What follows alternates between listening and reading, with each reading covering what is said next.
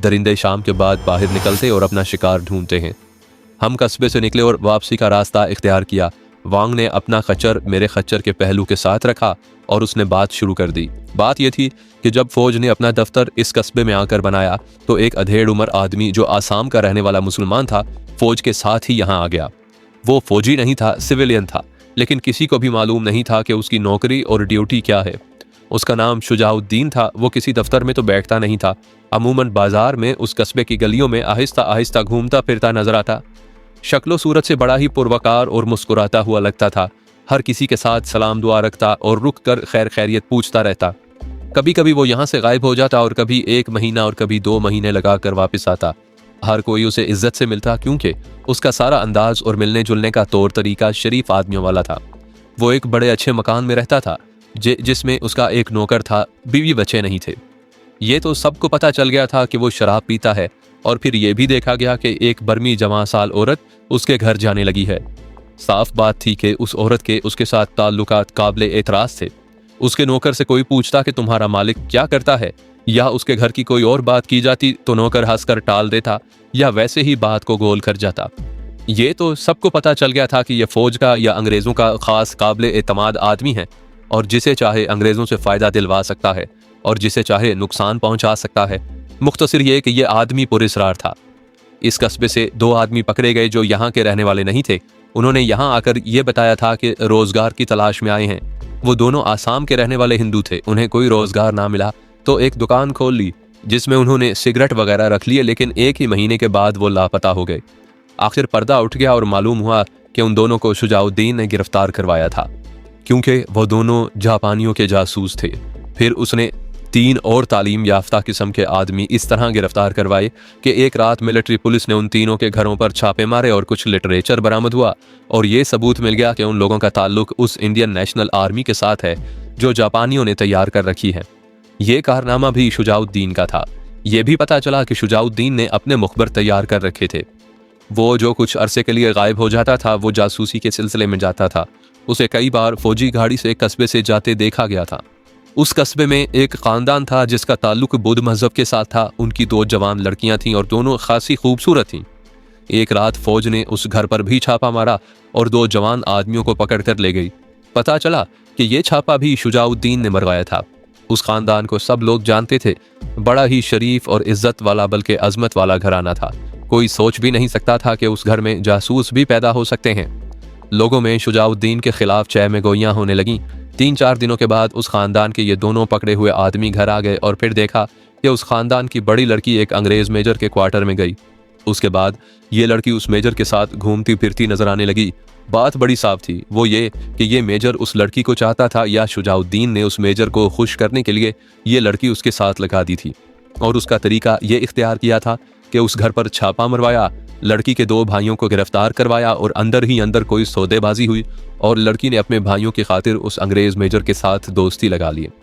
ये भी सुनाया गया कि असम से 1 या 2 आदमी आए थे और उन्होंने शुजाउद्दीन के मुतल्लिक बताया था कि ये अंग्रेज़ों का मुखबर है और पुलिस को उसने मुखबरी के जरिए हाथ में ले रखा है और इस तरह बाज़ शरीफ घरों की लड़कियों को ख़राब कर चुका है।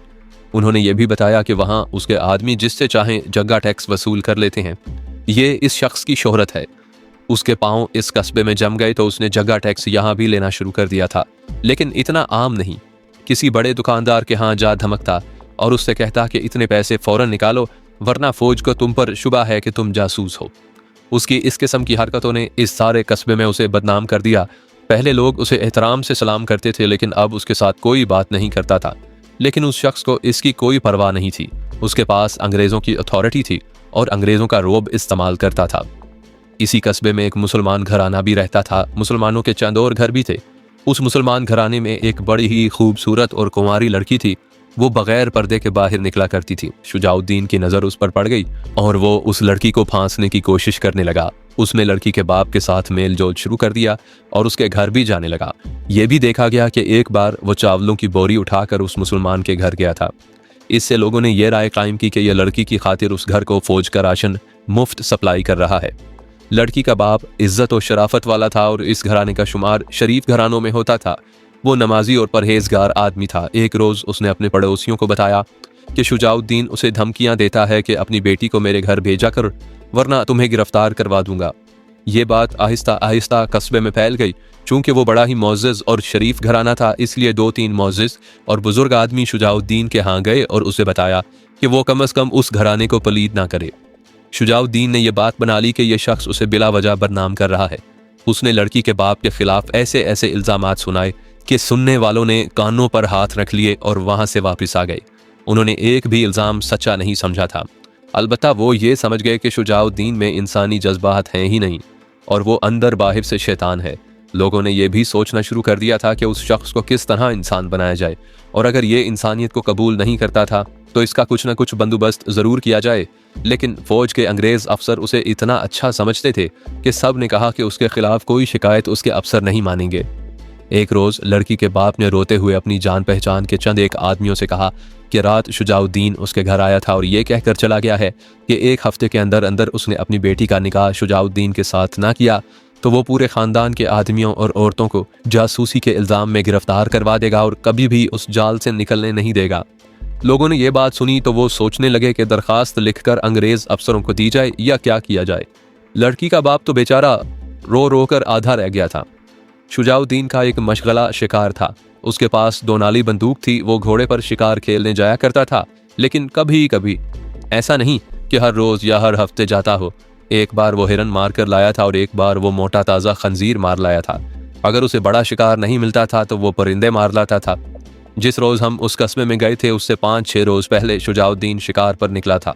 वो घोड़े पर सवार था और उसके साथ अपना एक आदमी था जो उसके लिए मुखबरी किया करता था।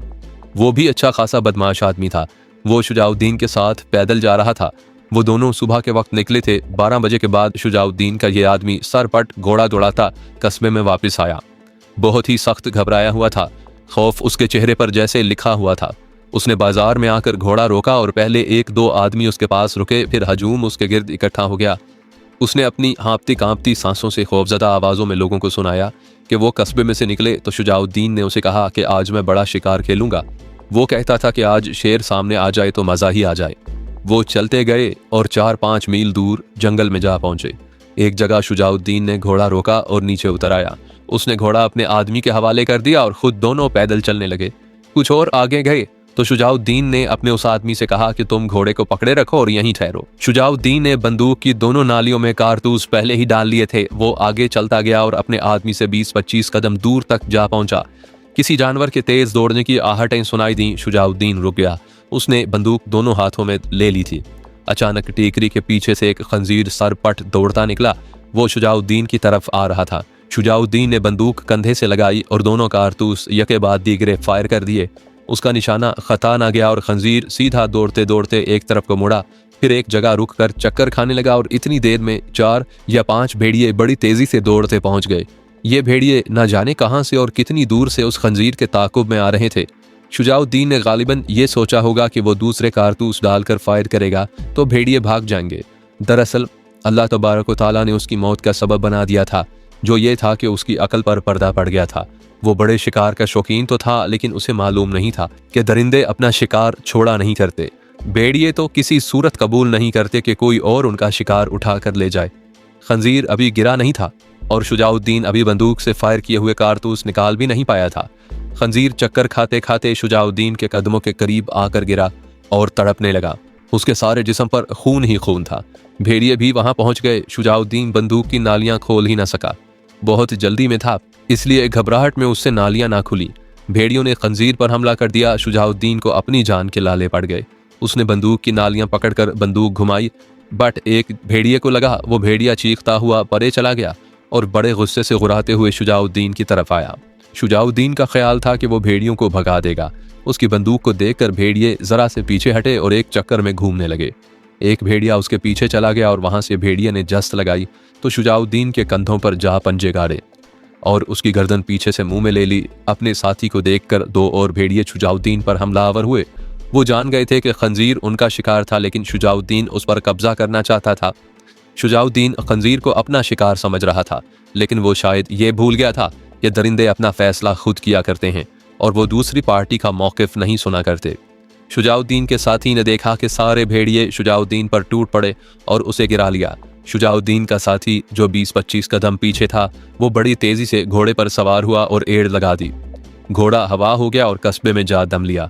लोगों ने यह बात सुनी तो किसी एक ने भी नहीं कहा कि बहुत अफसोस है कि शुजाउद्दीन मारा गया। अगर किसी ने बुलंद आवाज में ना कहा तो अपने पास खड़े आदमी के कान में ये सरगोशी जरूर की कि चलो ये शैतान तो खत्म हुआ। वांग को उसके जिस दोस्त ने मेरी मौजूदगी में यह कहानी सुनाई थी उसने वांग को बताया कि उस मुसलमान लड़की के बाप को बाज लोगों ने कहा कि अल्लाह का शुक्र अदा करो कि वो खबीस मारा गया है और तुम्हारी बेटी की इज्जत बच गई है। मेरे मुंह से ऐसी बद्दुआ तो नहीं निकली थी। लड़की के बाप ने आह लेकर कहा, मैंने ये ज़रूर किया था कि गुज़िश्ता रात इशा की नमाज के बाद नवाफिल पढ़ने शुरू किए तो पढ़ता ही चला गया, हत्ता कि मैं थक कर चूर हो गया। फिर मैंने हाथ फैलाकर अल्लाह से इल्तिजा की कि या अल्लाह, मेरी मासूम बेटी को महफूज रखने वाला तू ही है। उसके बाद मेरी ज़बान से कोई लफ्ज़ ना निकला क्योंकि मैं इतना रोया कि अपने आप पर काबू ना रहा। अब मैं अल्लाह की अज़मत को बसरो चश्म सलाम करता हूँ कि उसकी ज़ाते बारी ने मेरे ख़ानदान की और मेरी बेटी की इज़्ज़त बचा ली है, और कोई ना हो तो अल्लाह तो है ही। उम्मीद थी कि जिस तरह शुजाउद्दीन ने फ़ौज की खिदमत की थी, फ़ौजी अफसर किसी को भेजेंगे कि जाकर देखो, अगर शुजाउद्दीन की लाश पड़ी है तो उठा कर ले आओ। फ़ौज की तरफ से ऐसी कोई कार्रवाई नहीं हुई। 2 आदमी जो शुजाउद्दीन के अपने ही मुखबर थे गए थे, लेकिन दूर से ही वापस आ गए। उन्होंने शुजाउद्दीन की हड्डियां देखी, बंदूक भी देखी और दूर से ही देखकर वापस आ गए। यही कुछ हमने देखा था और बंदूक वांग ने ले ली थी। वो बंदूक बस्ती में ले आया था और उसके कारतूस भी वांग ने अपने पास रख लिए थे। मैं उस वाक़े पर कोई तबसरा नहीं करूँगा, इस पर तबसरा कुरान मजीद में मौजूद है। मैं इस बुढ़ापे में एक रोज़ तिलावत कुरान कर रहा था तो मेरी नज़रें पारा 28 की सूरह तलाक की आयत नंबर 9 पर रुक गईं। अल्लाह ताला इस आयत में फरमाते हैं, उन्होंने अपने किए का मज़ा चख लिया और उनका अंजाम नुकसान वाला ही होना था। हम जब उस कस्बे से वापस अपनी बस्ती में पहुंचे थे उस वक्त सूरज गरूब हो रहा था। उस वक्त तक मैं हशाश बशाश था। उस सैर का तबीयत पर बड़ा अच्छा असर पड़ा, मगर शाम का खाना खाकर जब मैं तन्हा अपने झोंपड़े में बैठा था तो अचानक दिल में एक बड़ी ही नागवार गिरफ्त महसूस की। इसे घबराहट कह लें, खफकान कह लें, हुआ यूं कि दिल बुझ सा गया और सारी ताजगी जो इतनी अच्छी सैर से हासिल की थी बिल्कुल ही ख़त्म हो गई। एक तो शुजाउद्दीन का अंजाम याद आ गया, जहन में इस तरह के तसव्वुरात आने लगे कि भेड़ियों ने उसे किस तरह चीरा फाड़ा होगा और आखिरी वक्त उस शख्स ने क्या सोचा होगा। उसे गुनाहों की सज़ा मिली थी लेकिन आखिर वो इंसान था। मुझे अफसोस सा होने लगा और उसके साथ ही मुझे याद आ गया कि तो मैं भी तो गुनाहगार हूँ। मैंने और जो गुनाह किए सो किए, किसी को धोखा और फरेब नहीं दिया था, नाजायज़ दोस्ती भी लगाई लेकिन किसी औरत को धोखा देकर नहीं। ताहम गुनाह तो गुनाह ही होता है। मुझे यूं महसूस होने लगा जैसे मुझे भी इस जंगल में अपने गुनाहों की ऐसी ही सज़ा मिलेगी। ये एहसास एक खौफ की सूरत इख्तियार करने लगा। बड़ी ही तेज़ी से मेरी जहनी कैफियत ऐसी बिगड़ी जैसे मैं अभी रो पड़ूंगा। हकीकत यह है कि रोने को जी चाहने लगा। मैं उस वक्त डिप्रेशन के लफ्ज़ से वाकिफ़ नहीं था। आज किसी की तबीयत ज़रा सी भी उखड़ती है या कोई शख्स जहन पर ज़रा सा बोझ महसूस करता है तो वो कहता है कि मुझे डिप्रेशन हो गई है।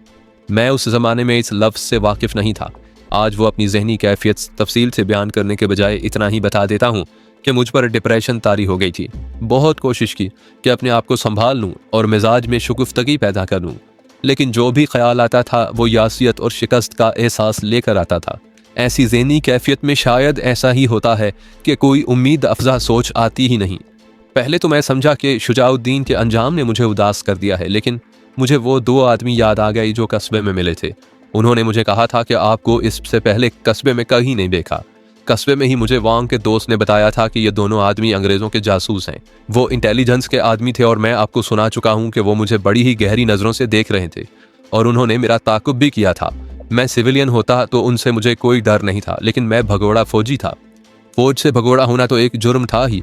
असल जुर्म यह था कि बर्मा फ्रंट पर जो फौजी भगोड़े होते थे उनके मुताल्लिक ये कहा जाता था कि वो जापानियों के पास चले गए हैं। कोई भगोड़ा पकड़ा जाता तो उस पर भगोड़ा होने के अलावा ये इल्ज़ाम भी आयद किया जाता कि वो जापानियों के पास जाने और इंडियन नेशनल आर्मी में शामिल होने के लिए भगोड़ा हुआ था। मैंने बरसों बाद वापस घर आकर वो किताबें पढ़ी थीं जो जापानियों के हमले के मुताल्लिक लिखी गई थी। जनरल असलम ने एक किताब बर्मा फ्रंट के मुताल्लिक लिखी थी, उसका मैं पहले भी हवाला दे चुका हूँ। उसने लिखा कि जंग के दौरान फौजी भगोड़े होते ही रहे हैं, लेकिन सबसे ज़्यादा फौजी बर्मा फ्रंट से भगोड़े हुए थे और ये अंग्रेज़ों के लिए टेढ़ा मसला बन गया था। उन भगोड़ों की ज़्यादातर तादाद जापानियों के पास चली गई थी। बर्मा फ्रंट के करीब और उस इलाके में जो छोटी बड़ी आबादियाँ थीं और जंग से महफूज थीं, उनमें इंटेलिजेंस के आदमी और मुखबिर फैला दिए गए थे किसी पर जरा सा भी शक हो जाता कि भगोड़ा फौजी हो सकता है, उसे पकड़ लिया जाता। मैं तो था ही गैर बर्मी, इसलिए मुझ पर शक किया जा सकता था। बिगड़ी हुई ज़हनी कैफियत में मेरे दिल पर यह खौफ बैठने लगा कि कस्बे में जिन 2 आदमियों ने मुझे देखा था वो यहाँ आ जाएंगे और मुझे पकड़ लेंगे। अमन के ज़माने में छावनी से भगोड़ा होने की सज़ा ज़्यादा नहीं होती, लेकिन महाज से भागना और राइफल और एम्यूनिशन साथ ही ले जाना बड़ा ही संगीन जुर्म होता है, जिसकी सज़ा 10 साल से 14 साल तक हो सकती है। उस वक्त भी ये सज़ा इतनी ही थी। ज़हन पर चूंकि यासियत मुसल्लत हो गई थी, इसलिए जो भी तस्वुर आता था वो उस यास अंगेज होता। मुझे ज़हन की आंखों से यूं नजर आने लगा जैसे मैं पकड़ा गया हूं और कोर्ट मार्शल से मुझे 10 साल सजाए कैद मिल गई है। कैद के तस्वुर ने मुझे रेत की ढेरी बना दिया। मुझे अपने वालदैन और बहन भाई याद आए और ख्याल आया कि उन्हें किस कदर सदमा होगा। घर वालों का ख्याल आया तो घर याद आने लगा। कभी तो मैं अपने आप को कोसने लगता कि मैंने भगोड़ा होने का इरादा किया ही क्यों था। मैंने इतना भी ना सोचा कि INA में जाना ही है तो वहां तक पहुंचने का कोई रास्ता, कोई वसीला पहले तलाश करता। मैं तो बिला सोचे समझे महज जज्बात की मसनूई रोशनी में चल पड़ा और उस रोशनी ने किसी न किसी मरहले में आकर बुझ जाना था। वो उस रात बुझ गई। मुझे घर का एक एक फर्द याद आया। वाजदा और उसका खामिन भी याद आया। मेरे तो आंसू निकल आए। फिर सोच आ गई कि फौज की तरफ से मेरे घर वालों को ये इतला कभी की मिल चुकी होगी कि तुम्हारा बेटा महाज पर लापता हो गया है। घर वाले मेरा मातम कर रहे होंगे। मैंने सोने की कोशिश की, लेकिन साफ पता चल रहा था कि मैं आज रात सो नहीं सकूंगा। एक और ख्याल आ गया, उसने तो और ज्यादा डरा दिया। वो जापानियों का असला और एम्यूनिशन था जो मेरे झोंपड़े में पड़ा हुआ था। पहले जिस तरह जापान की एक पार्टी यहाँ आई थी और मैंने उन सब को मार डाला था, इसी तरह एक और पार्टी आ सकती थी। जंग में ऐसे खतरे का इम्कान मौजूद था। मुझे ख्याल आया कि जापानियों की एक और पार्टी यहाँ आ गई तो वो अपने मुल्क का ये असला देखकर पूछेगी कि ये कहाँ से आया। मैंने सोचा कि जापानियों को जरा सा भी शक हुआ कि हमने उनकी उस पार्टी को मारा था तो वो मेरे समेत बस्ती के किसी बच्चे को जिंदा नहीं छोड़ेंगे। जापानियों का ख्याल आया तो मुझे अंग्रेज कैप्टन याद आया जो पेट्रोल ड्यूटी पर एक सेक्शन के साथ इधर आ निकला था।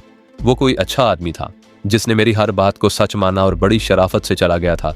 इंडियन आर्मी की कोई सेक्शन या प्लाटून भी आ सकती थी। मेरे पकड़े जाने का खतरा बहरहाल मौजूद था। मैंने सोचा कि सुबह होते ही जापानियों का असला और एम्यूनिशन कहीं छुपा दूंगा और अपने पास सिर्फ राइफल रखूंगा और वो रिवॉल्वर अपने पास रखूंगा जो मैंने अंग्रेज पायलट से लिया था। रात की खामोशी में मुझे बादलों की हल्की गरज सुनाई देने लगी जो अभी बहुत दूर थी।